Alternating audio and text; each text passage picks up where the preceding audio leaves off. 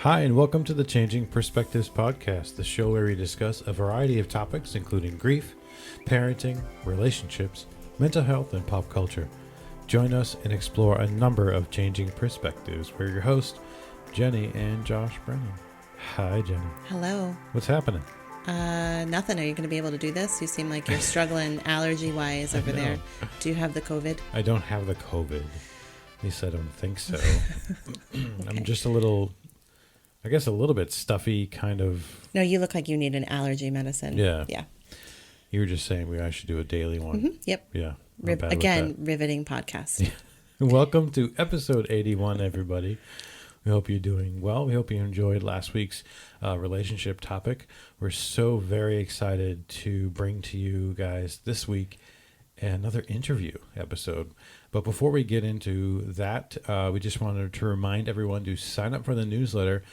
Go to changingperspectivesonline.com and you get to see the monthly newsletter and the weekly Wednesday wisdom. That's an alliteration now. That's pretty good. The newsletter's about to drop just in a few days, but this is... Oh, crap. I should work on it then. This is coming out on October 26th, and a new one comes out on the 1st. So that's great. As well as be sure to check out the shop for all of the great new merchandise we have available. And of course, we did want to remind everyone that Changing Perspectives is brought to you by BetterHelp.com. That's BetterHelp.com. BetterHelp is an online counseling resource who makes professional counseling accessible, affordable, and convenient. They offer 4 ways to get licensed counseling through video sessions, phone call, live chat, and messaging. As everyone knows all too well, these are very challenging times. And the broad expertise of the BetterHelp Counselor Network could provide anyone struggling with life's challenges the help they need anytime, anywhere. Whatever struggles you're facing, whether it's depression, grief, loss, anxiety, BetterHelp.com can provide you the counselor that's the right fit. In fact, when you head on over to BetterHelp.com/changingperspectives, you can fill out a survey so they can match you with a mental health professional that will meet your needs. Listen, you may not have access to the help you need where you are locally. BetterHelp allows you the opportunity to access resources from all over. Visit BetterHelp.com/changingperspectives, everybody. After signing up, you'll be matched with a counselor in 24 hours or less. Again, visit BetterHelp.com/changingperspectives. All right, Jenny. So let's tell everybody who we talked to. Who did we talk to? We talked to Jill. Jill Kaplan from Lessons from the Minivan. Yes. So exciting. Such a great interview. We are pleased to have her on the show. You can find Jill she's a mom. She is a writer, blogger, and all around great person to listen to. And we had a great time chatting with her. We talked about, again, parenting, her Instagram, her super successful Instagram account, what inspires her to write, living also some tough topics like living with anxiety and her experience with postpartum anxiety. And she has a great book, a children's book called What Mess, which we talked to her a lot about. So we're excited to bring the Jill Kaplan Lessons from the Minivan interview to all of you. So should we play it, Jenny? We should. And it's right. it is easy when we're doing interviews with great guests to get sort of carried away. It's just a conversation. And yeah, it's a wonderful conversation, and we definitely could have gone on and on. So I guess sit back and listen. Yeah. And we hope to have her on again in the future. Yes. All right, everybody, without further ado, from Lessons from the Minivan, Jill Kaplan.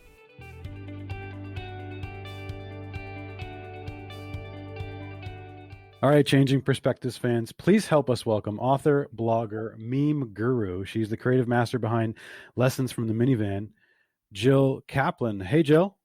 Hi, how are you guys? I'm great. How are you? Good. Good. It's so good to finally meet you. Nice to meet you too, and thank you for having me. Oh, thank you. Thank you for sticking with it. I think you were one of the first people we reached out to when we launched the podcast, oh, maybe like a year and a half ago. Yeah. And then life kind of got away from us and we sort of took a little bit of a break and then got back on board with doing some guests and interviews. And then life got away from us again with school and stuff. So thank you for sticking with us. Oh my God. Yeah. So Jill runs the sort of social media handle Lessons from the Minivan, which I think relates Such for a lot name, of our. by the way. Yeah, Such a great it name. is such a great name, and I think so many of our listeners can relate because that is where so many wonderful lessons take place, right? When you're parenting children Absolutely. in that minivan. Absolutely.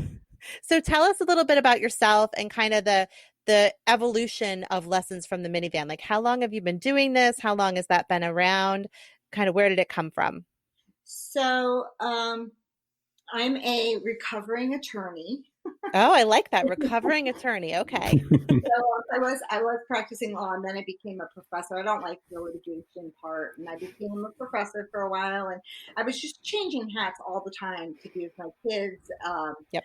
as they grew, because I was a stay-at-home mom, part-time worker, cobbling different things together. I've had a craft business. I've written a book. I feel like I've done so many different things, and Lessons from the Minivan is just 2 years old, and it actually started because my one of my children and her friends was teasing me about my platform, my personal platform, saying that it wasn't good and I was tagging the wrong things and I was doing whatever. And so then I thought, I'm just going to start something anonymously and just talk into the void, more like a diary. Yes. And it grew slowly at first, and then I've made friends, just by talking to other, mainly moms, but moms and dads and people who are, I just heard a lot of people saying me too and resonating with them. And Yes. I think it just grew not so much from hashtags, but from people sending a meme to another person. And it just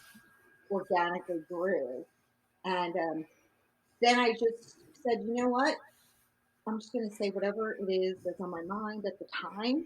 Yep. And, just my own personal cathartic diary. I love it. I think that's probably what attracts so many people to your page is that it's real, right? Like they can scroll through and see themselves, right? They can see the lessons that they too have learned, whether it's a funny meme or, something sort of more poignant or serious that's happened. Just like, oh, I totally feel you. I get it. And I think that is what makes people like click it, click the like, click the follow, because they feel heard and seen, and like someone out there gets what they're going through. It's so nice also because, now that we've got COVID-19, we can't go out as much and see people. But this started 2 years ago, and it was like I'm making friends all over the country or all over the world. Canada is a big part of, the people that listen to these things, and it was just wonderful having so many people say me too, so many different things and share their stories, and it was you feel so much less lonely. Yeah, you really do. You start to really count on people. Right. I that old adage, it's funny because it's true. Yeah. Right. And that's what I think I love the most about your memes and your content, Jill, is it's funny because it's true. And I was laughing out loud reading earlier today a tweet that you had about buying produce. Yeah. Can I just read it? It says, being a mom means never buying the right amount of produce. Either everyone suddenly loves grapes and a week's worth are eaten in one afternoon, or fruit flies are congregating around my rotting bananas. There's no middle ground. That happens to us weekly, Jenny, right? I'm pretty sure. Yeah, all the time. Yep. Our boys are 15 and almost 12, and we still haven't gotten the produce game down right, which is no idea. So that tweet I just kind of put out there, and it's become like, I would say, one of my most popular tweets, being retweeted by huge organizations even. Sometimes I'm like, oh, you need to credit me. I guess it really is a big thing where we're all just throwing out produce every single week.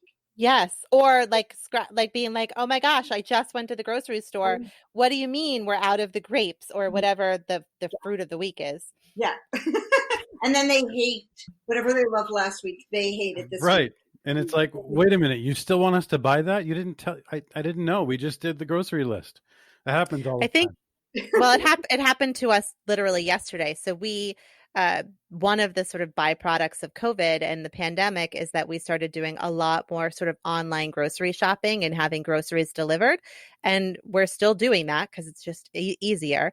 And Yeah. literally yesterday, a grocery delivery came at like noon. And then at like 12:10, our youngest walks into the kitchen. And he's like, when are the groceries coming? And I was like, they just came. We just put them away. He's like, there's nothing to eat. Nothing. There's nothing to eat. Yeah. They're always starving. They really are always starving. Yeah, that is one of the fun parts of parenting. So you have 3 children, right, Jill? You're sort of a little bit ahead of us. You've got a teenager and then like 2 kind of young adults, right? Correct. Yeah. So I'm writing some from nostalgia because I do miss those latency years. It's such a great Yeah. period of time where they're super sweet. Between toddlerhood and teenhood, there's like a good break. So So true. I've had some time to, with just one child at home, sort of be able to reflect back.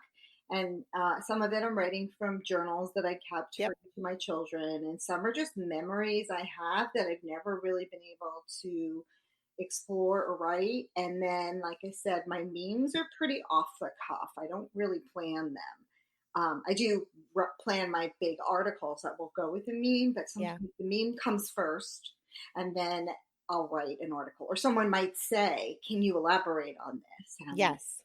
oh yeah. Yeah. Oh yeah. Yes, sure. But it is great, and even this produce thing, it's just a simple thing that I notice.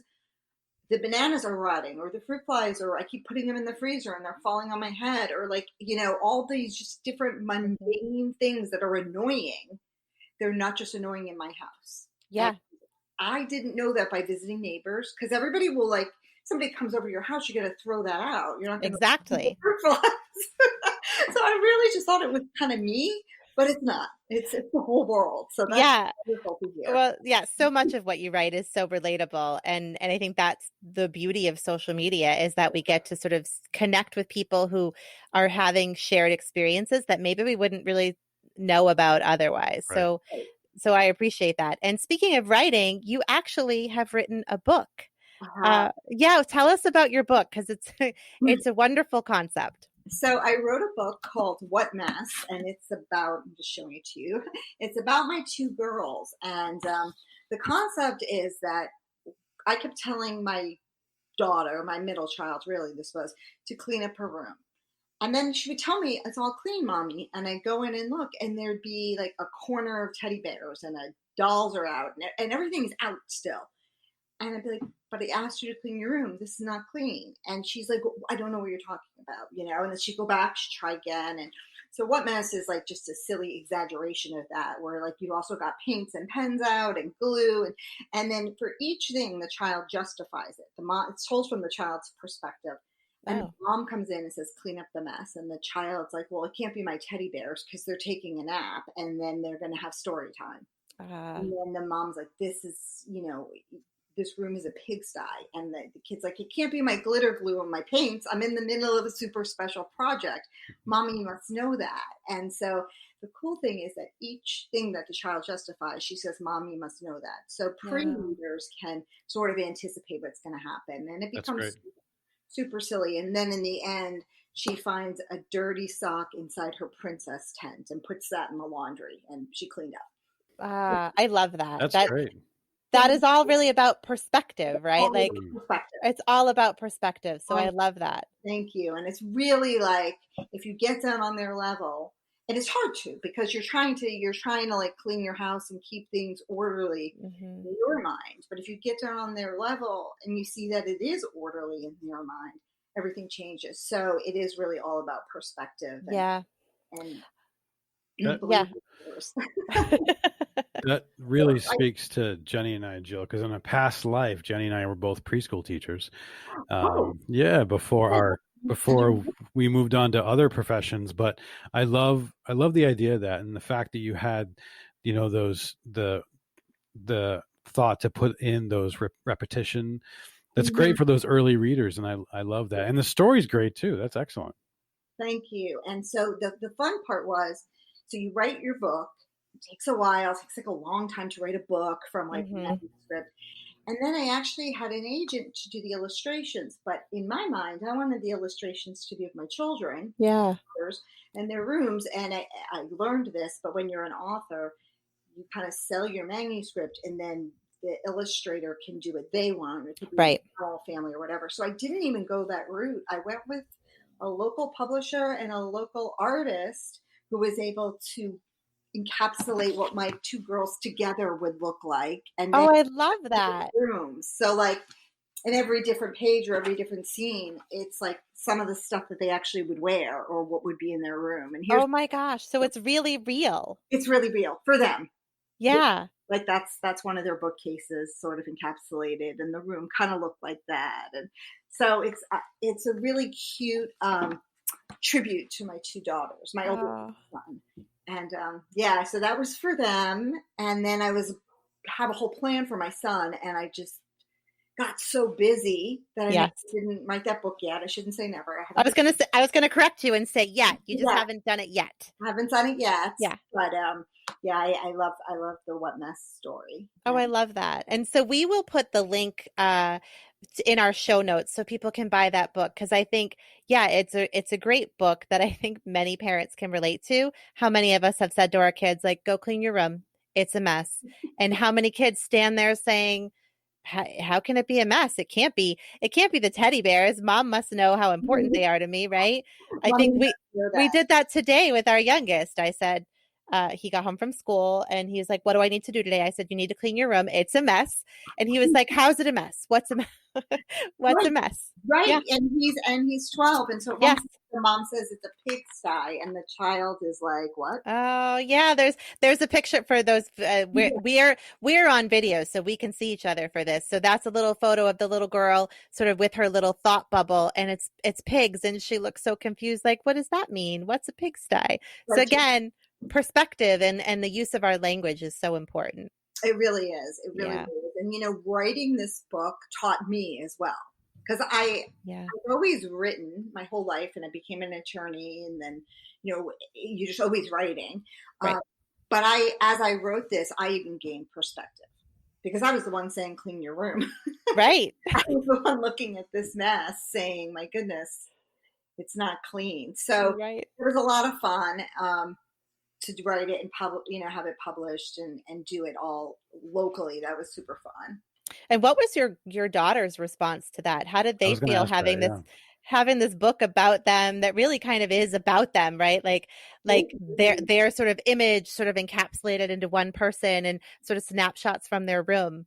So they really liked it. At the time, one was in middle school and the youngest was just still like 3 or 4, and they both really liked it. And the funny thing is, she was like 4 because it was purchased by many people in her preschool. And so they asked us to come, or me, to come do some talks, but I would often have my children with me because where else were they going to be? And then I became a single mom, but even before I was, where else would they be? And so it became like, oh, can we take a photo with you guys or you girls because you're the girl in the book? So that was that is great. That's great. Yeah. I mean, it was just a local celebrity thing. It wasn't, it was still like really fun to be, because one child has blue eyes and one child has red hair. So the little cartoon girl has red hair and blue eyes. So it's not actually one of them, but it's right. They would look like together.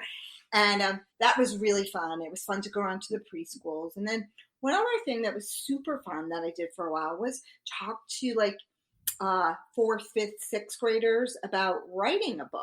And you're always writing. It might have even been like 2nd and 3rd as well. I was doing some Skype with some classrooms and just sort of like anybody can write a book. I was not an author before. Just keep writing, keep your thoughts. That's great. Yeah. So I love that. Yeah, I love that. I got a lot out of this book. A lot of lessons. Yeah, you really did. You really got a lot out of this book, and others can get a lot out of the book too. And it's a book that's kind of timeless, right? Like, absolutely, it doesn't really matter the generation or the time. It's something that parents, like I think forever, have been struggling with their children. So congratulations. It's a wonderful book. And I look forward to whatever book comes next from you, because I'm Yes. sure there will be something else. Thank you so much. Well, Jill, I wanted to stick with your writing for a minute because you had mentioned that you write a lot from nostalgia, and just your most recent blog article, I really like. You have sounds like you have two girls and a boy, obviously, and we have two boys, and I can't tell you how much I loved "Mama Hold My Rock." Oh my God. Thank So, you. such a nice read and so sweet because it spoke to us because I'm pretty sure Jenny's had that interaction where one or both of our boys have given her a rock. Please hold this for me. Oh, I Um, don't think you know this, Josh. I'm going to Go interrupt you. ahead. So for Go ahead. all those years that our boys were doing Little League, Josh was the coach. So he was always on the field with them, and then I would be with whichever one wasn't on the field. And so I was the parent there. And for most seasons, I by the end of the season would have a bag full of rocks, because Yep. that was just every Yeah. day that would happen, and I Yeah. couldn't let go of them or get rid of them. So that was, I think of that was my entire baseball, like Little League career as a Little League mom. But Josh just got to be coaching. I got to be holding rocks. Yeah. And Jenny, I mean, I guess probably I knew that. So that's what made me think of our boys when I read this article that you wrote, Jill. To tell us just a little bit about that. And I mean, I guess I just think this is again so relatable, Mhm. and I loved reading it. Tell us a little bit about I guess your blog in general. Tell us about that, and then this most recent one. Well, so Lessons from the Minivan has a blog attached to it. I would say the most writing I do, though, is on Instagram in the captions. That's sort of the thing Yep. to go. But I do also write in the blog, or I'll make duplicates.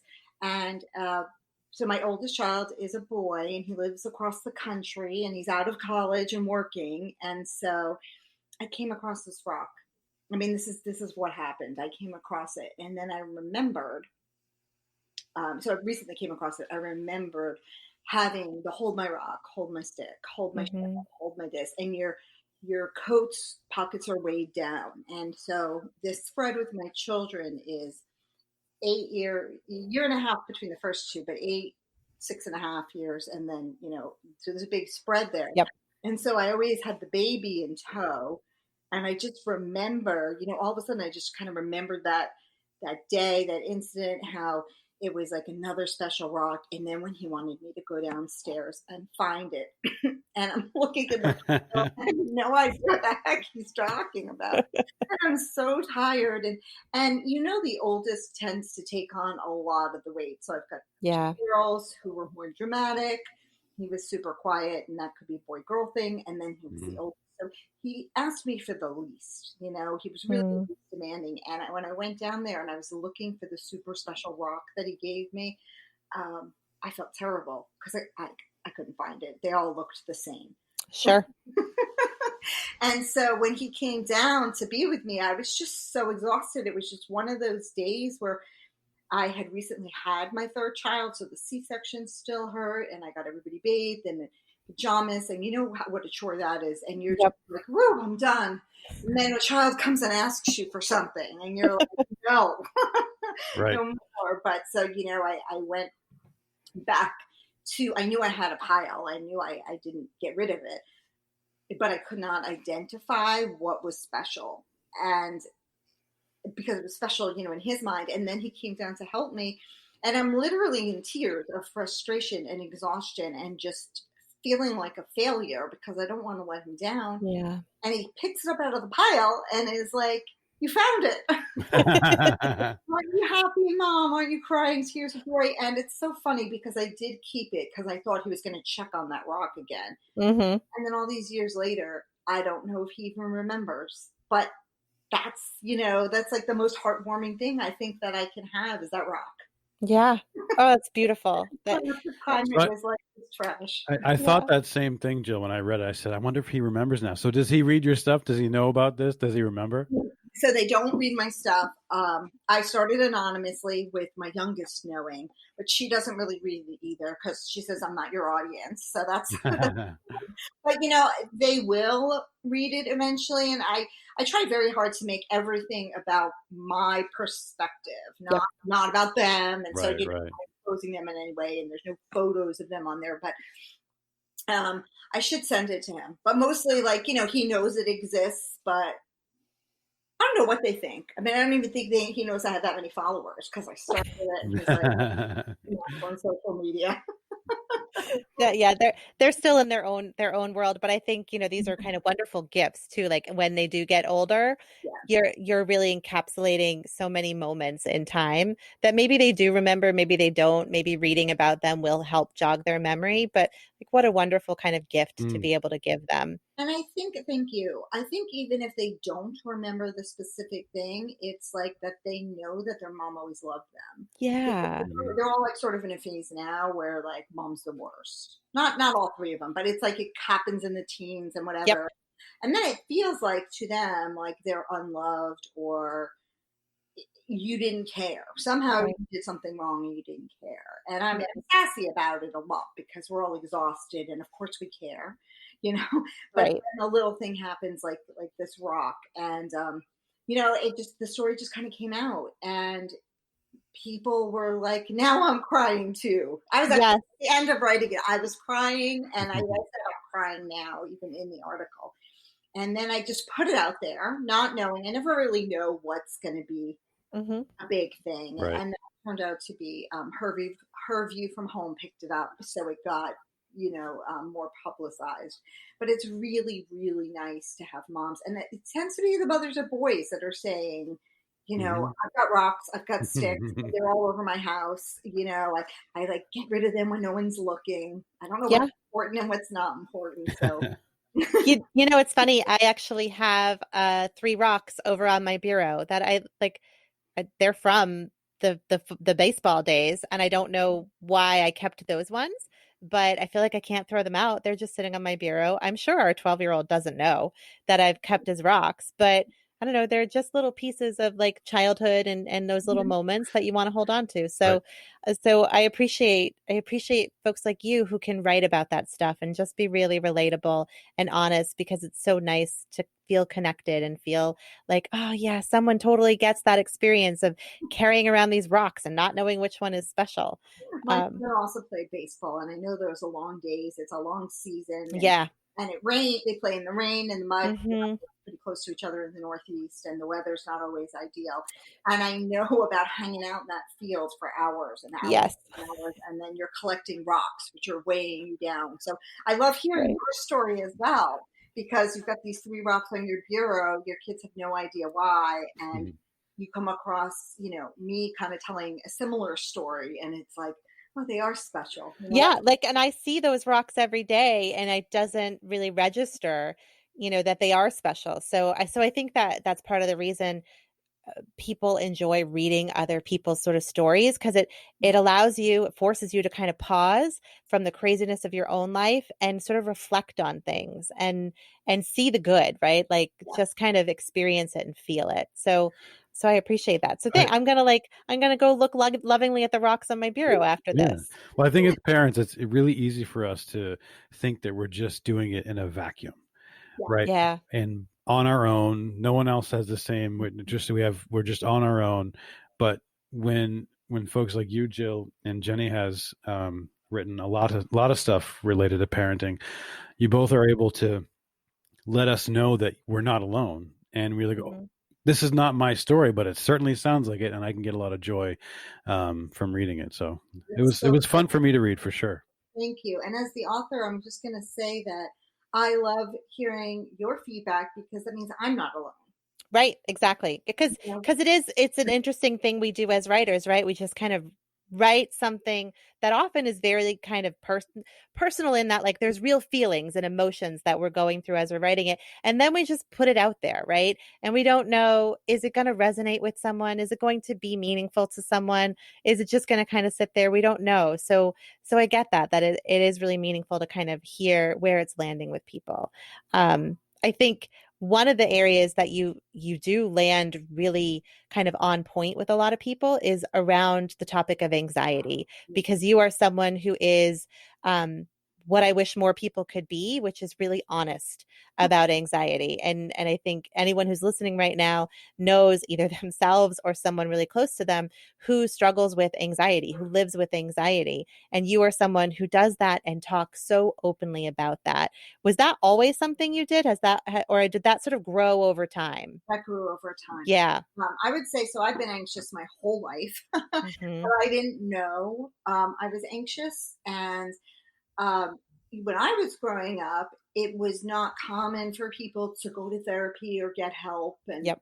And in fact, if parents were to go get help for their kid, they might, would be labeled as the crazy kid. Right.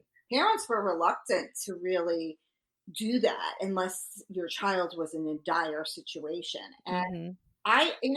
I just thought that like being panicked all the time was just normal. Yep. And I had this whole thing where I felt like if I wasn't panicked, something bad would happen. Hmm. And over time, I learned, I mean, it got really, really bad. And wasn't even diagnosed until I had postpartum anxiety, which was diagnosed as postpartum depression, but I wasn't crying.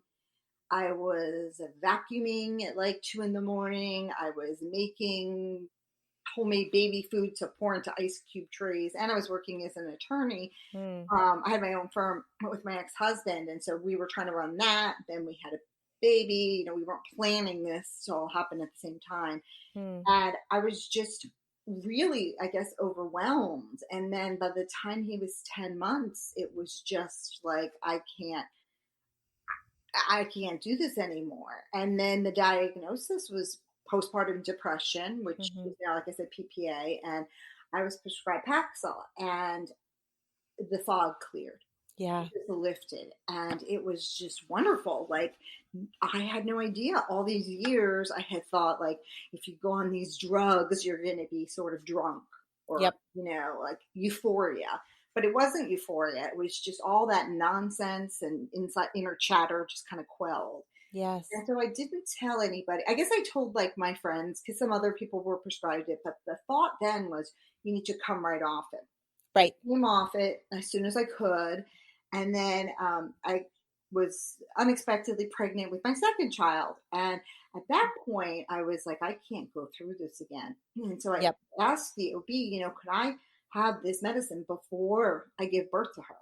And they were like, yeah, by month 8, it's fine. And so I had no issues when she was born. I didn't go through that all over again. Oh, and what's amazing in that story, and I don't mean, well, amazing in a good and a bad way, is that it took you asking your OB, right? Like this was part of your story, part of your history, part of your medical record, and the doctor didn't say to you, "Hey, wouldn't it be nice to not have to worry about going through that the same way? Let's talk about your options." Here's the good part, you were kind of brave enough to advocate for yourself and ask about it.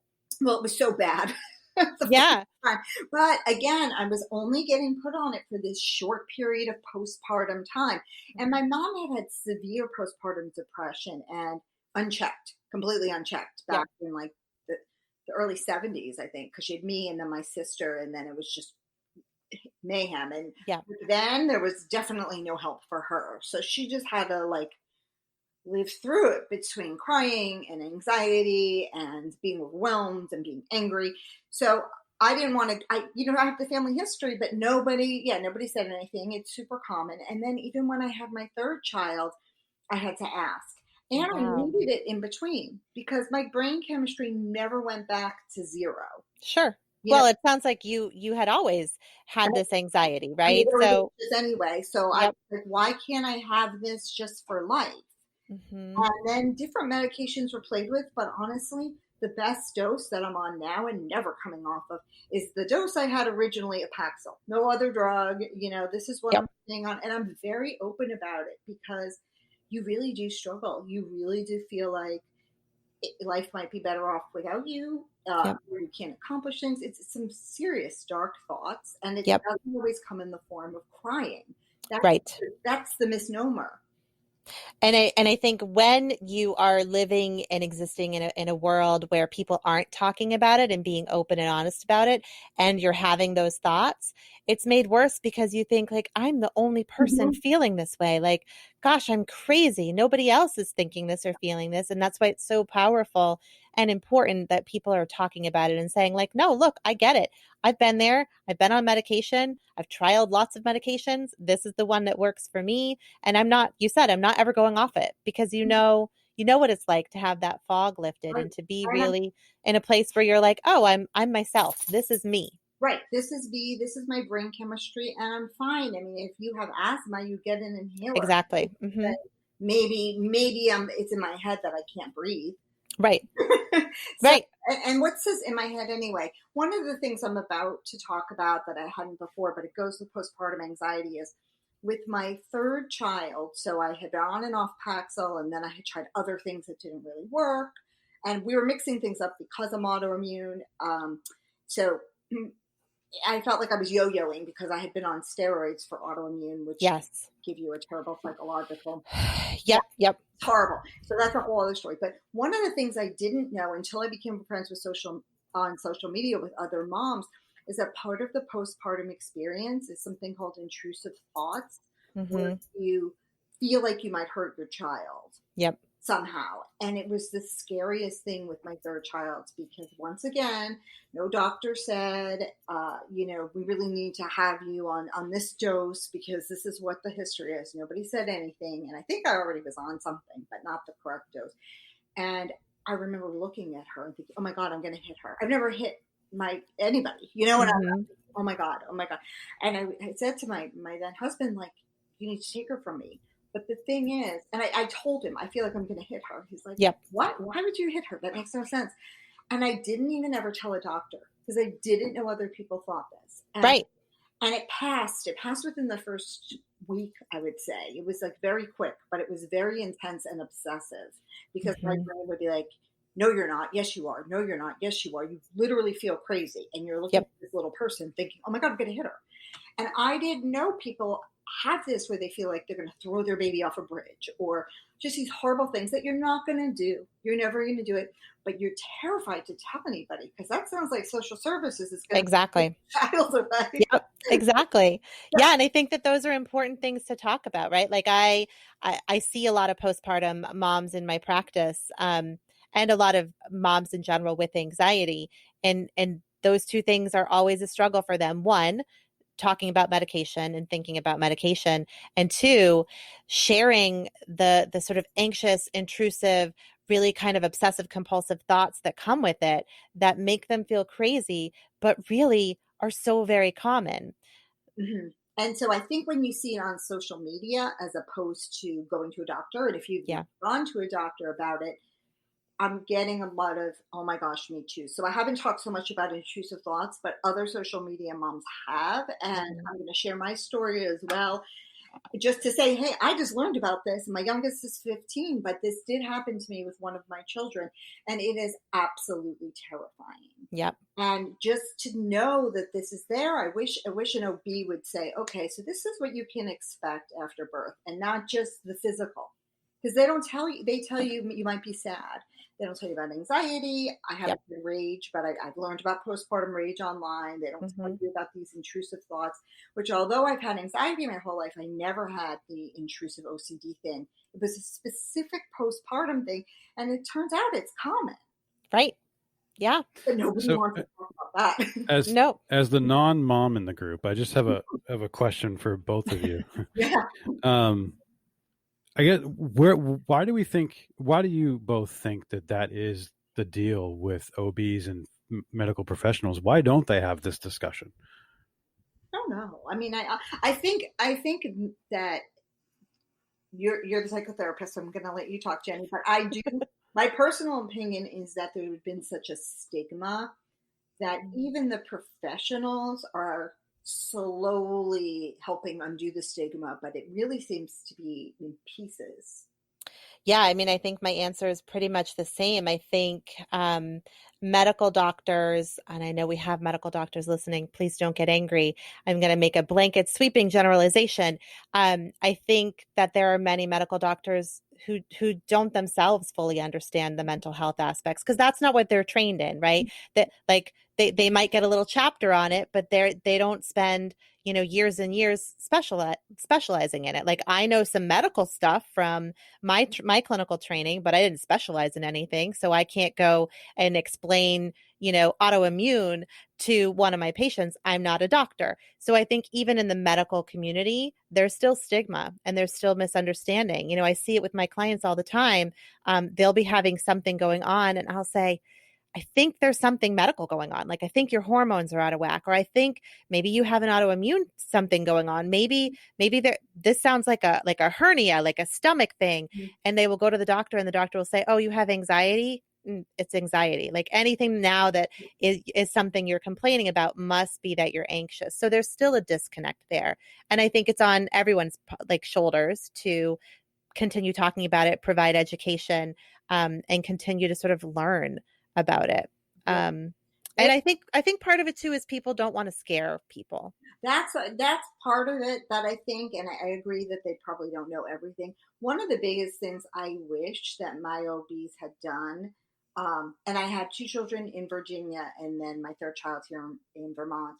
But and my OBs were wonderful in both states. But one of the things I wish they had done in their pamphlets was say a blanket statement of, if you are experiencing anything, it's not just the suicide person, because they'll say Yep. postpartum depression, if you're crying, if you feel suicidal, contact a doctor. It does have that piece in there, but I wish it had more, like a blanket statement. If you're feeling unusually anxious or having thoughts that Yeah. are normal for you, without scaring people, but just saying this could happen, don't be afraid to contact us for any of this, or contact, they could put you in touch with a psychotherapist for any of it, because I was really afraid. I mean, those thoughts were so terrifying. I had no idea it could happen, and I felt like even if I told my doctor, I would be reported. But I think that's the other element here is that I think parents in general, but I think more so moms, there's this sort of underlying element of being judged or fear of being judged. And then, we know that, there are professions, there are agencies whose jobs are to protect children. And so if we were to be honest and disclose what our thoughts are, does that mean A, they're going to judge us, and B, I'm a bad mom, and C, do I risk losing my child then? Or children. So there's a lot of fear around that, which it doesn't have to be. But one of the things I learned from online and then researching it, at this point in my life about the thoughts that happen postpartum, is that you're not going to do any of these things. Right. And an expert knows you're not going to do any of these things. You don't get in trouble for having your thoughts. Your thoughts are not, who you are. And so this is what I wish moms knew, because here you have a brand new mom who's trying to recover from her own bodily changes and hormones and care for a little one, and then has to worry about not only being judged, but, oh my gosh, I've got these thoughts going through my head. What if? And it's never going to happen. I think that's the most important thing. And I had no idea that this was like a normal thing as your body shifts.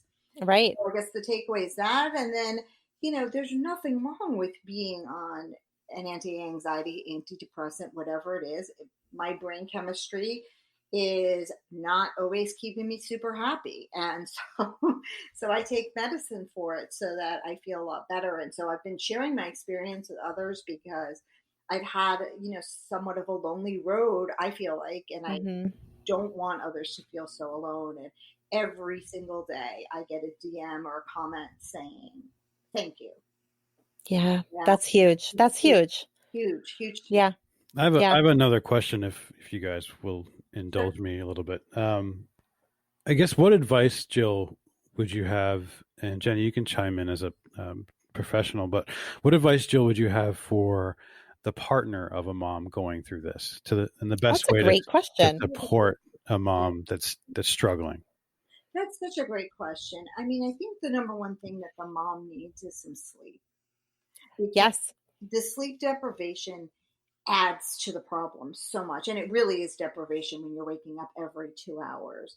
So, I mean, the partner can help by doing some of those nights if the mom pumps, or if he's not able to do the nights, just at least like bringing the baby to her.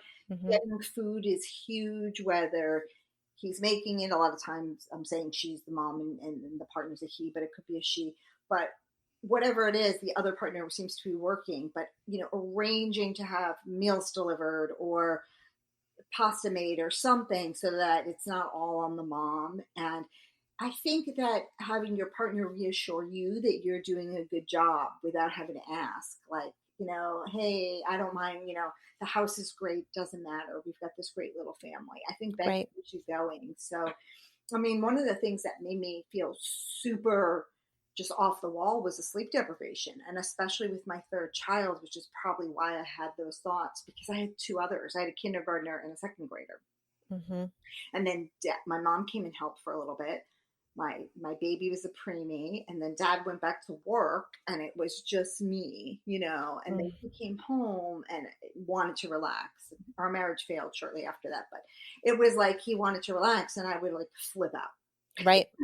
I mean, like, we all want to relax, but I think when you're adding to your family, it's just it's a tired period for everyone. And if one partner's really struggling just to be there, with the food, with the love, with the sleep. And one more thing, Josh, that would be great is, hey honey, I got the baby, go take a shower. Right. I got the baby and the other two, go take a shower. Like, you don't even have to leave the house, just the shower. I mean, it could be days. And when you're breastfeeding and you just had a baby, you're literally like sweating all the time. Yep. I'm sweating. Yep. And it's just, you feel gross. You just feel like, oh my God, I feel like I'm not even like a person anymore. Yes, A exactly. little bit. Like, and somebody's always pulling on you and tugging on you. So just to have that, and I didn't have that with number three, so it was super hard. But I feel like, I had more of it earlier on. But I feel like that means so much to so many women. Like, just, I appreciate you. Take a breather, take a hot shower. No one will come in. 30 minutes, whatever. I mean, I think so huge. it sounds like, I mean, that goes a long way for most couples, right? But especially if mom is dealing with postpartum depression or anxiety, right, Jenny? Yeah. Well, yeah, I think even if there is no postpartum depression or anxiety, every single new mom that I see at some point, if there's not really good support, or not even good support, but educated support, if they hit that sleep deprivation point, it's awful. Like, it is just, I mean, and I always say to them, sleep deprivation is torturous. It is. Like if someone is going to torture someone, one of the ways they do that is through sleep deprivation. And so of course you're not going to have good coping skills. Of course you're going to be crying. Of course you're going to be forgetful, because you need to sleep. Right. And so, whatever the resources are, you need the resources to step up to the plate, whether if there is a partner, great. And if that partner is working out of the house, great. They need to kind of step up to the plate somehow. And so often the moms seem like they're doing a great job, right? Yeah. Like they're like those little ducks that are kind of gracefully kind of going along, and under the water, their feet are going crazy. And so part of it is asking for help, really kind of speaking up and saying, yeah, mom, I do need you to come stay with me. Or, yeah, you know what? You know how, my friend, you said if you could do anything for me, could you take my older two for like an hour so that I could just have the baby and maybe shower while they're napping or something? But that's hard for a lot of women to do, to ask for help. But it's really hard to ask for help. And it's, if beforehand, again, with the OB/GYNs, I kind of feel like there should be like some sort of postpartum plan, because everybody has postpartum. It's a postpartum journey because you had a baby. That's what happens. And then the depression, anxiety can be a separate piece, but everybody had a baby, and that's a big deal. And even that hasn't been considered that big a deal. Like, oh, you just had a baby, now you'll come home and feed the baby. And I had 3 C-sections. The last one was up and down, and I'm recovering. I'd never had surgery before, and right. I'm trying to recover from a major surgery where you can't even just sleep for a few days, which is what you really want to do. That's right. Yeah, you've got a little person to take care of. So having that support, and having, maybe the OBs, it really does take a village. So it's like, if you can have neighbors or friends or anybody drop off food, and especially taking the older two, that's huge. And I did have help with that. I'll say, like, my friends definitely stepped in to be like, I'll take them. Good. Good. Yeah, that was really good, because the youngest was a preemie and I couldn't really pass her around. But then I had a baby. And yeah, so that was nice. And I think that the number one thing, Josh, would be sleeping. Sleeping like more than 2 hours, right? Like more. Right. Yep. Yep. Sleep is so key. I think always, right? Sleep it, Right. Right. right? For anyone who's struggling at any sort of stage in their life, one of the first questions I always ask is about their sleep, because if you're not getting enough sleep, that's an issue. So great answer, Jill. Great answer. I feel a light sleeper now. I used to sleep through everything, and now it's like I can still even hear like the phantom voices, that I don't even know. hear me anymore. And it's like, oh my goodness, is somebody need me? So there is light at the end of the tunnel where everybody's not always touching you. We're always needing you. That does Yes, happen. that's true. That it does happen, but it is a really crazy, intense time where you lose sight of your days, even, and it's like you I at least felt like I don't know if I'm going to make it. I mean, I don't know Oh, if me it's too. going to happen. I just Mhm. felt like I wasn't going to make it somehow. Yeah. Yeah. That like hopelessness, kind of like, I don't know how I'm going to survive this, because I'm feeling so kind of out of it right now. Right, anxious and out of it and tired and just Overwhelmed and overwhelmed. And how am I going to make everybody's life good at the same time? right. Yeah, and that's the other thing. Why do we have to make everybody's life good at the same time? I don't know why we feel this way, but I'm trying to normalize not feeling that way. Although I felt that way, and dads feel that way too. It's not just moms. I know Oh yeah. we all do, and we focus so much on our failures. Like, oh, my kid couldn't go to such and such because I couldn't take them, as opposed to the 15 other things, let's say, we did do. So true. It's so true. Um, yeah. I mean, did you find that obviously the postpartum period was difficult for you with the anxiety? Did you find that other sort of points in your parenting journey Oh my gosh. were points where that kind of came up in a different way or in a similar way? I would say so. I was the least anxious with the third child. So, and I think that's because you realize it's all going to be okay. Yep. And it isn't just your child was okay. You've seen their friends. You've seen everybody's graduating from kindergarten. It seems Yep. like they're Yep. going to make it. They're all going to hold their head up eventually. So they're Yep. piece, right? Everybody's going to get off of the binkies and off of the bottles and out of the diapers at some point. I It do happens. I have a meme that's like, college parents, don't worry, no one shows up in a diaper. Like, they're all potty trained That's by this great. point, and that's it. Like, we're worried about potty training, but I have college kids, and I didn't see anybody in a diaper. And Yes. I'll get the one thing, like, I have this, somebody's got a disease or something, but like the big joke is that Right. overall they get potty trained. And so I was the least anxious with the third, but with my first two, I almost have to lump them together because they're so close in age. Yeah. I worried a lot, and the most with my oldest. God, I worried about everything. What if he choked? And he did choke on something. And what am I going to do? What if they don't, succeed? What if they don't want to sit with at lunch? What if they? Right. Oh my gosh! What if they're like kidnapped in a store? Like, horrible, crazy things.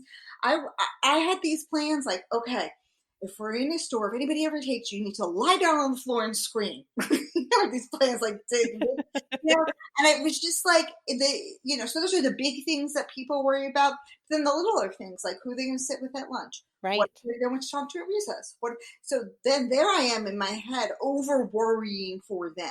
Mm-hmm. And I remember actually saying once to my son, like, the first day we moved within Vermont, but still to a new district, and he was going to sixth grade.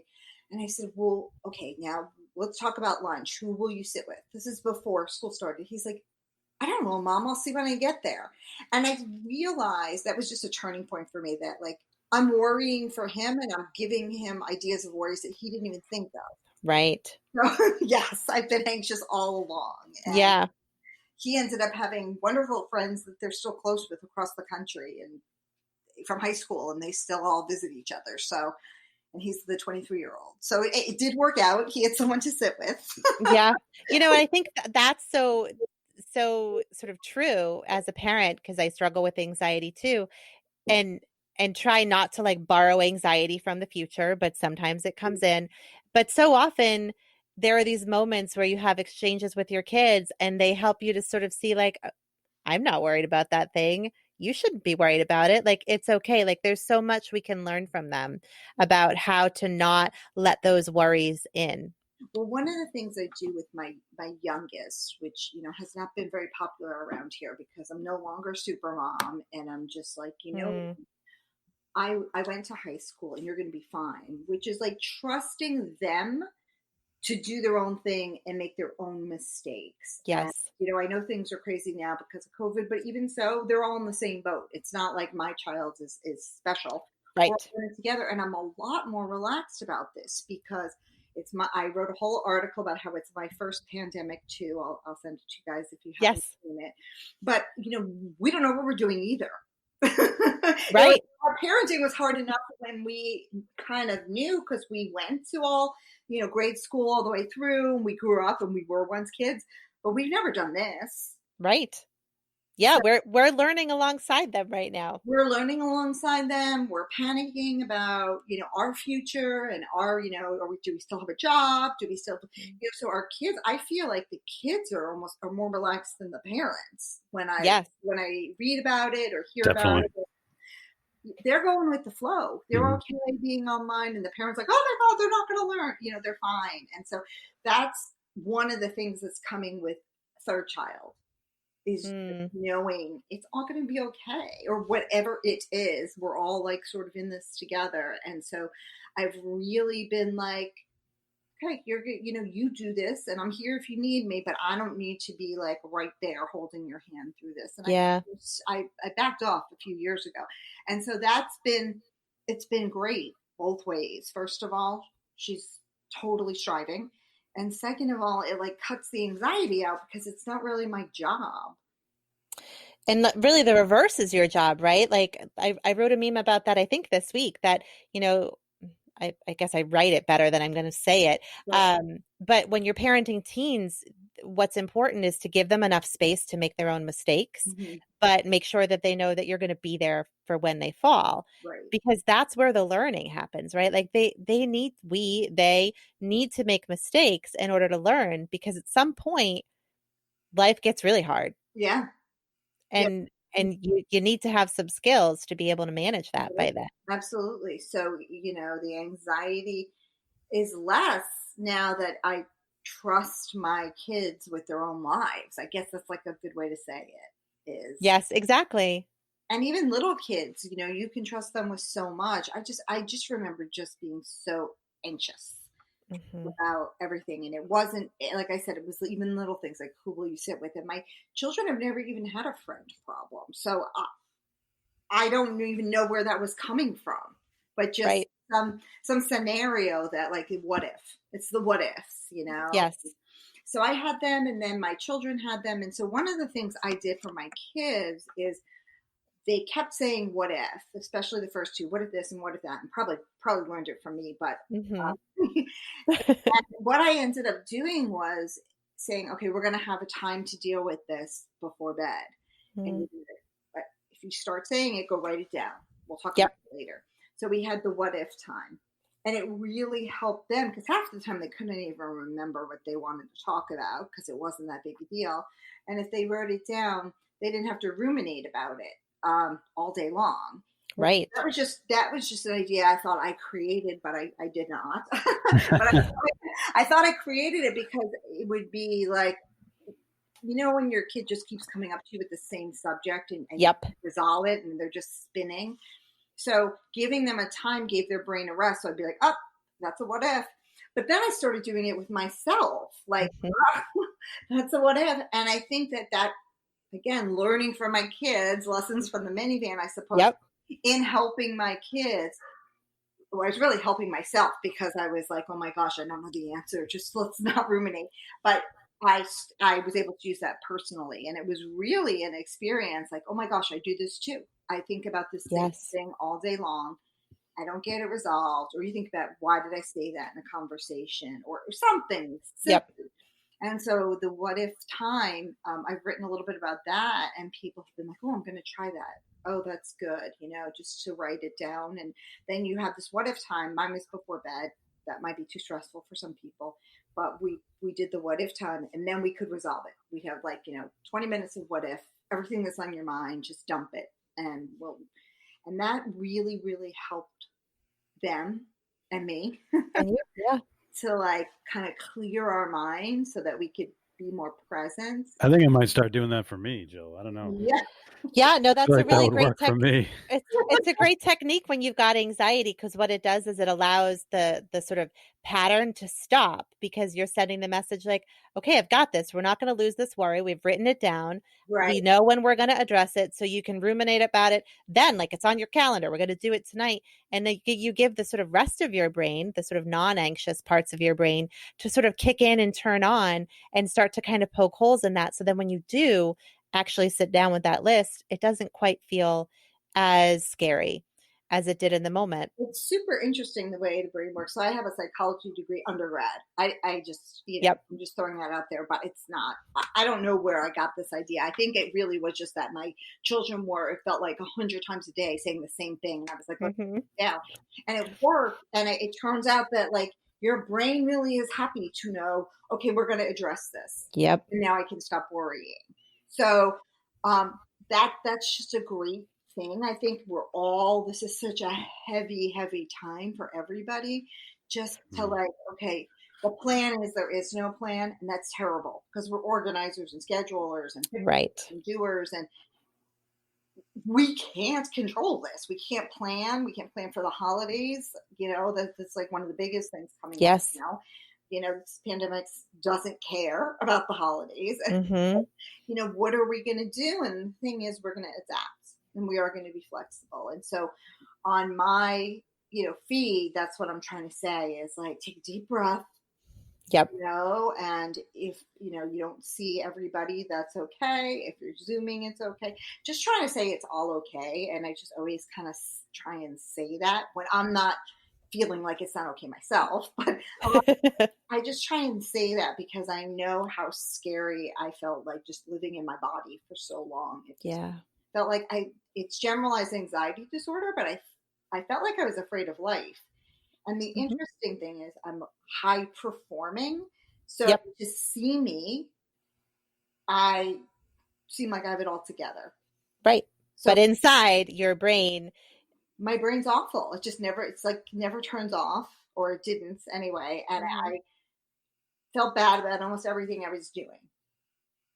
And other people were looking at me like, wow, she's got it together, all the stuff she's doing. And so it turns out that the vast majority of people that follow me are feeling similarly.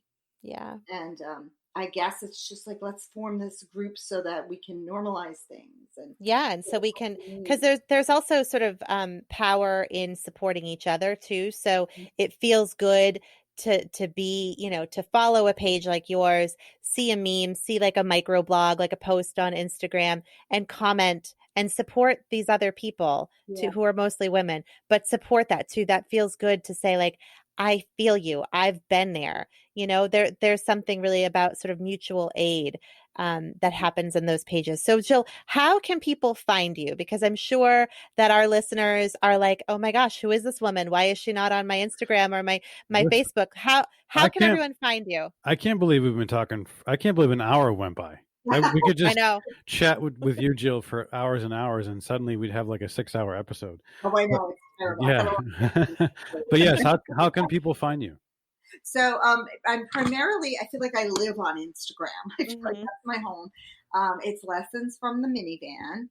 I have a Facebook page, but I'm not on there all the time, but I think that the memes just automatically dump into there. Yeah. So I do have, it's also Lessons from the Minivan.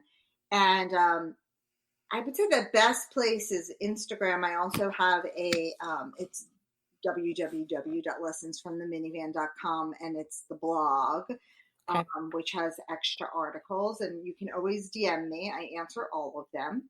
I love it. Yeah, I really do. And like you said, a supportive space. I don't usually get haters, but I do monitor it. So if somebody's saying something nasty, I don't mind like a little argument or something, but something nasty, deleted and blocked. I don't tolerate that on my page at all. So I spend a lot of time on there making sure that it's a safe, judgment-free zone for everyone. And it's funny because the bigger you get or the more followers, the more responsible I start to feel for, making sure that space is protected. Yeah, that's good. I love that. It really is a safe space. And I've never seen anything, even like a little negative on your page. It really is a wonderful kind of bright place to be. It's actually, it doesn't feel like it's a place with as many followers as you have, because it's so like there's no bots. It's just so positive and real. So you're doing a really, really great job, and you really are providing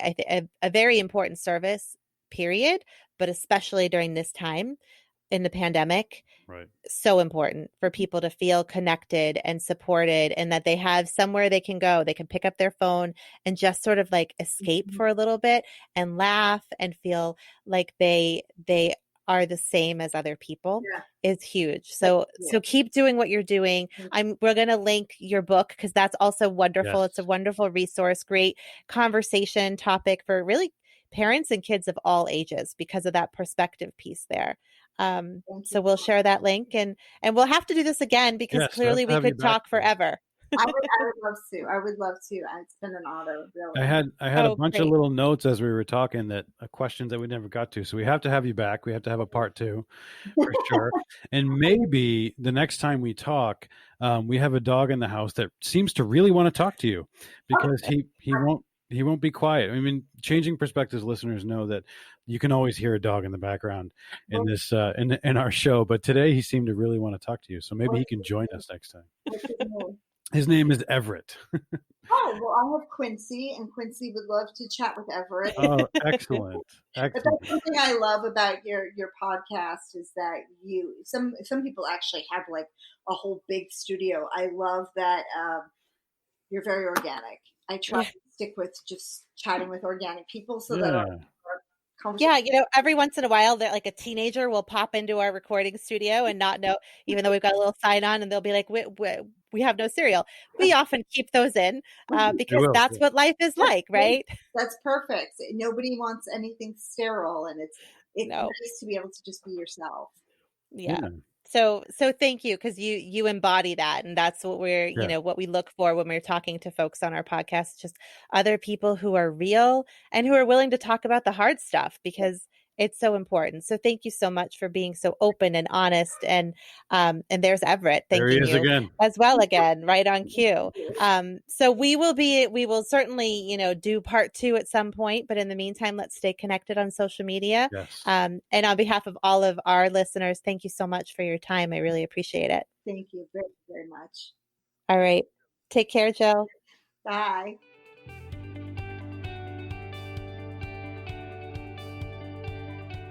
Jenny, that was a great interview. I love talking to Jill.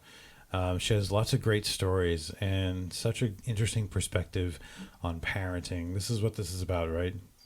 Bringing people different perspectives about lots of different subjects. Mm-hmm. And it was fun to talk to Jill, and we're pumped to have her on again in the future. For sure. Yeah. I'm definitely glad that we found her. She was one of the first contacts we made way back when we started our podcast, and sort of listening to others that were out there, and sort of finding some of the big voices that were out there, sort of talking about some of the same things we were talking about. She was one of those early contacts, and we knew that we would have her on at some point. So I'm so happy we were able to do that. And if you're not following her, go ahead and follow her. Yes, show her some love. Yeah, she'll brighten your day. She'll make you laugh. She'll also make you think. And it's a great community over there, whether you're following her. The Instagram side is the busiest side, so that's where you should go to find her. Yeah, and she's an active lessons from the Minivan. Right, all of her handles Instagram. Are that. Whether it's Facebook, Twitter, her website. Mm-hmm. Mm-hmm. I was going to say something else about her. She's a good use. She makes great use of the story feature on Instagram. So make sure to check that out. And we will also drop a link to her book. Correct. Yeah. In the show notes. Hey, before we say goodbye, we wanted to give a little teaser, sort of that's right. An exciting thing happening. So this is dropping on October 26th. It's almost the end of October. Jenny's going to make me start celebrating Christmas soon. But we do have something very exciting to sort of end the month rather, next Saturday, which happens to be Halloween. Your Boston accent just came out. Saturday. Uh-huh. Hey, we are going to come at you guys with a live show on Halloween all about death masks. Mm-hmm. Yeah, also, we sort a of topic teased this that's been on our list for a while. Yeah, we teased it a couple episodes ago. I forget in what context, but we decided we would talk about the very interesting, sort of macabre topic of death masks, and we're going to do that live on Halloween. Yeah, so join us on Halloween at some point early in the day. I'm assuming, like mid-morning to midday. Be on the lookout. We will plaster it all over the socials, and then the recording of that episode will come out on that Monday. Mm-hmm. So the 2nd. Cool. Yeah, awesome. All right. Anything else? No, that's it. Thank you. All right, everybody. Well, that is going to do it for today. Thank you so much for listening. For today's show notes links, you can check out lessonsfromtheminivan.com. That is Jill's blog. You can visit her on Instagram at that same handle, and you can also check out Amazon. We will drop a link to her book. Follow us on Facebook, everybody, at Changing Perspectives Podcast, and on Instagram at Changing Perspectives Blog. You can send us an email to info@changingperspectivesonline.com. You can also visit our website by going to changingperspectivesonline.com. And while you're there, don't forget to visit the shop to check out all of that Changing Perspectives merchandise. Go ahead and subscribe to the show so you'll never miss an episode, and we will see you next time. Say bye, Jenny. Bye, Jenny.